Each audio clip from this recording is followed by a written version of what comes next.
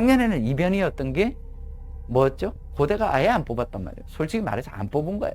뭐 한 명 빵명 이랬고, 고대는 생명계열이 뭐 30몇 명씩 뽑다가 한 명 뽑았으니까, 한 명 빵명이었으니까 망한 거죠. 그냥 준비하다가 학생들 막 눈물 흘리고 막 그랬어요. 이게 편입의 어떻게 보면 단점 중에 단점이죠. 어떻게 보면 편입의 단점이고,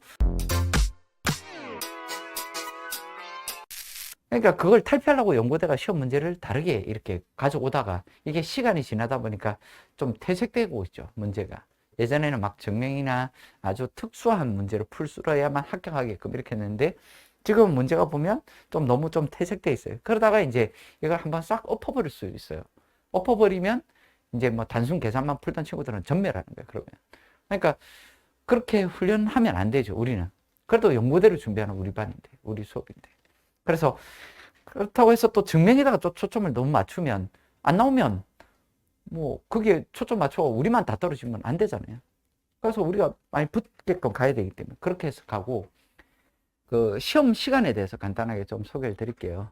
연세대나 고대 같은 경우는 시험 문제가, 고대는 이제 10문제가 나와요. 10문제가 나오는데 시간이 50분 치러져요. 50분. 그러니까 수학이 50분, 만약에 물리가 있으면 50분. 이렇게 해서 이렇게 치러지고 이제 10분이 여기 타임이 남죠.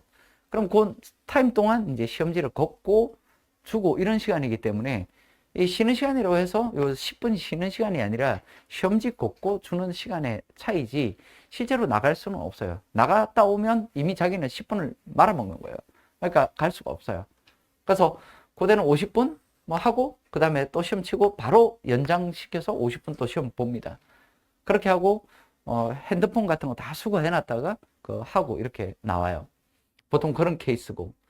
근데 이게 작년에 그랬고 올해는 이제 시험 형태를 올해 바꾸겠다고 예고했잖아요.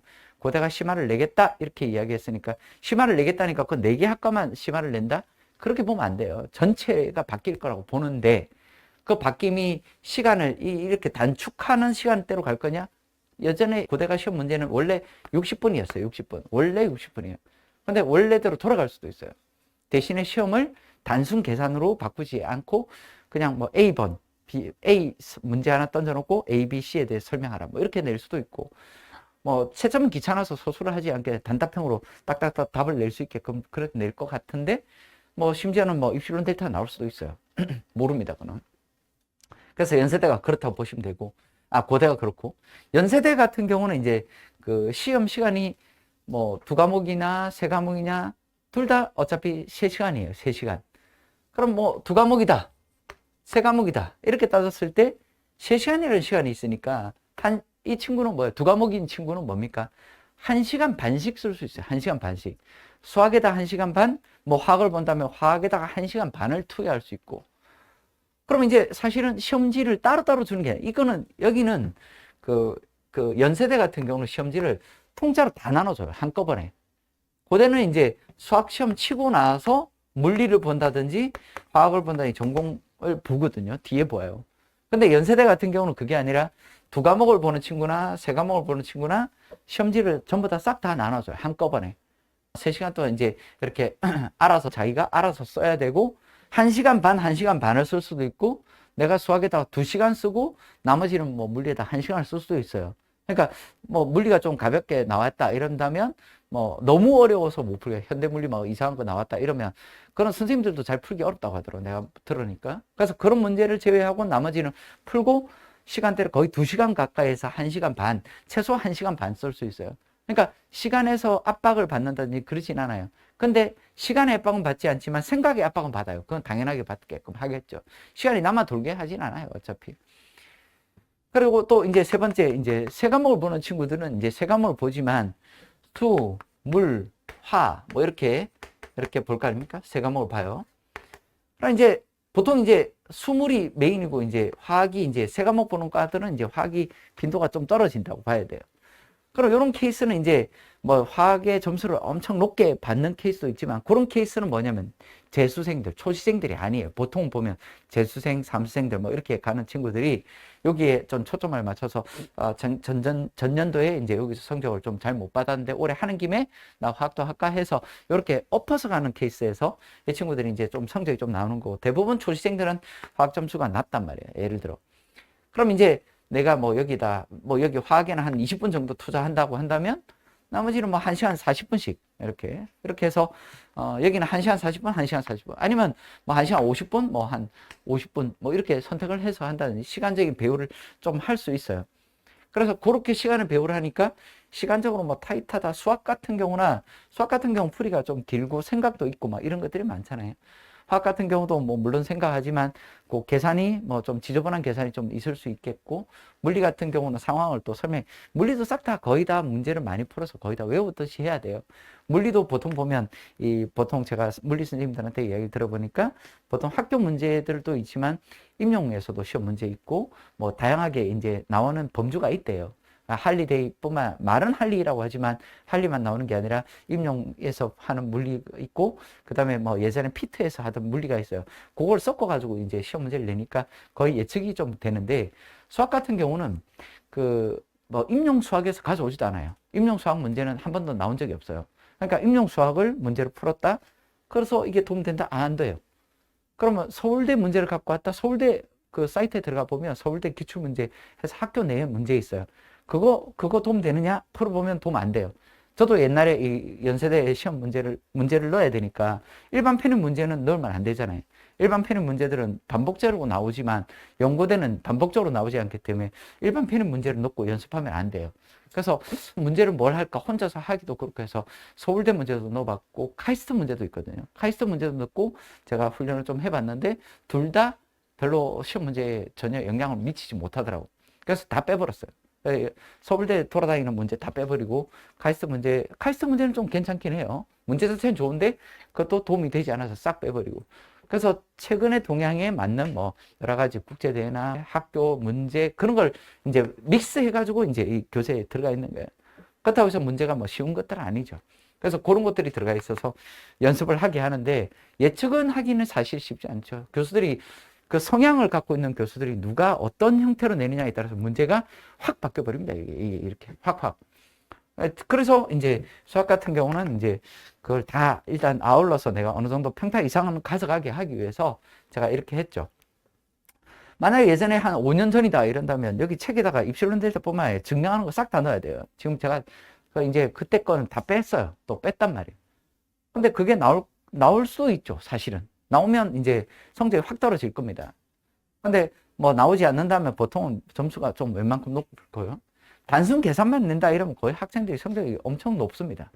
엄청. 그래서 풀 수 있게끔 라인을 하는 게 중요한 거기 때문에 책에 있는 문제를 외우려고 하지 말고 그 책에 있는 문제의 그 로직이나 그 돌아가는 그 포인트, 그리고 생각하는 포인트를 생각하는 게 더 중요해요. 사실은. 뭐 여기 있는 책에 있는 건 문제, 그러니까 앵무새 좀 다다다다 외웠다고 해서 그게 합격으로 꼭 가느냐? 뭐 갈 가능성은 높겠죠. 암만 해도. 그렇지만 그 외운다고 해서 실력으로 가는 건 아닙니다. 그래서 될 수 있으면 최대한 생각을 많이 하고 문제를 풀게끔 그렇게 하는데, 그래도 결국은 나중엔 반복하게 되죠. 그래서 시간적인 건 이제 1시간 반씩, 1시간 반, 혹은 뭐 심지어는 한 2시간 써도 돼요. 세과목을 할 때. 그래서 조금씩 줄여서 어떤 친구는 수학에다가 거의 뭐 예를 들어 예전에 재작년에 합격했던 친구가 연세대 산업공학과 합격한 친구인데, 두 사람이 합격했거든요. 그때 2명을 뽑았어요. 그때 뽑을 때 한 명은 수학을 만점 받았고 한 명은 수학을 70점 받았고, 산업공학과는 거기는 뭐예요? 물리가 들어가잖아요. 그래서 한 명은 수학을 만점 받았고 물리를 그냥 아예 안 썼다고 했어요. 빵점이에요. 그리고 또 한 명은 수학이 70점이고 물리가 20점인가? 20, 30점에서 왔다 갔다 하는 데 있어요. 자기가. 요게 이제 딱 둘이 뽑을 때 탑권이에요. 이 친구들이. 탑, 그 최상탑. 얼마나 많은 친구들이 지원을 했겠어요. 그래서 이 친구는 너무 좀 약간, 그러니까 이 친구는 그냥 2시간 동안, 뭐 시간 동안 그냥 수학에다 올빵 놓은 거예요. 올빵.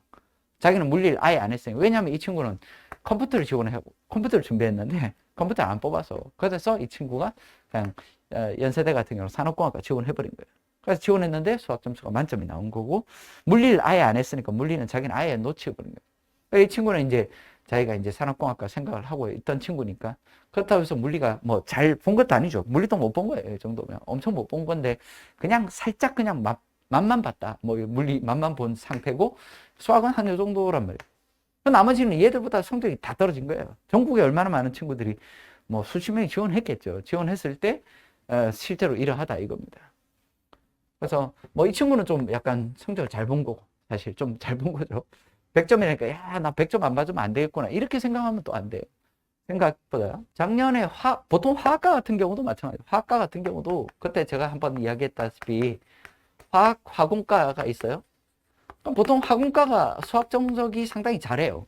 상당히 잘한다고.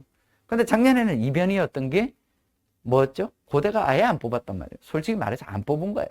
뭐 한 명, 빵명 이랬고, 고대는 생명계열이 막 30 몇 명씩 뽑다가 한 명 뽑았으니까, 한 명 빵명이었으니까 망한 거죠. 그냥 준비하다가 학생들 막 눈물 흘리고 막 그랬어요. 이게 편입의 어떻게 보면 단점 중에 단점이죠. 어떻게 보면 편입의 단점이고, 또 한편으로 또 장점도 있죠. 수능에서 내가 겪지 못했던 또 다른 어떤 노직이니까. 수능은 재수해서 성공할 수도 있지만 보통 아시다시피 잘 안 되죠. 그렇죠? 처음에 재수할 때는 바짝 오르는 것 듯한 듯 하지만 바로 또 내리꽂아요. 꽂으려면 순식간에. 그래서 이게 성적이 막상 오른다고 하지만 뭐 그래도 크게 벗어나지 못해요. 특별하지 않은 한.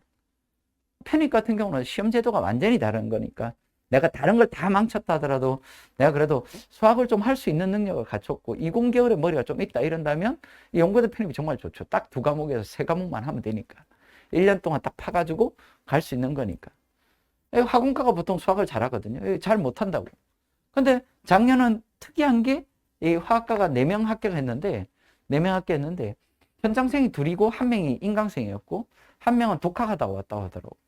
그래서 내가 성적을 다 물어봤어요. 물어봤는데 이 친구들이 화학 점수는 거의 80점 정도 나왔어요. 화학 점수가. 수학 점수는 보통 이례적으로 보통 한 30점, 40점 이 정도밖에 안 나오거든요, 보통. 근데 작년에는 화학과 같은 경우는 수학 점수가 70점 정도 됩니다. 70점. 상당히 높게 나온 겁니다. 이 정도면. 상당히 이 정도면 상당히 높은 거예요. 화학과인데. 그래서 4명 다 거의 그렇게 합니다. 1명은 붙자마자 군대를 가버렸대요. 그래서 3명 정도 있는데. 그래서 그 4명한테 일단은 알아보면 결과로는 이렇게 하더라고요. 그래서 수학 점수가 대략 한 7점 다, 4명 다 고마고마하게 이 정도예요. 높은 겁니다. 이 정도면. 진짜로. 왜? 화학과인데. 화학과는 수학 잘 못합니다. 아시잖아요. 화학 뭐 그렇게 잘 못해요. 그리고 화학과는 또 수학을 그렇게 잘할 필요도 없죠. 화공과는 수학을 잘해야 돼요.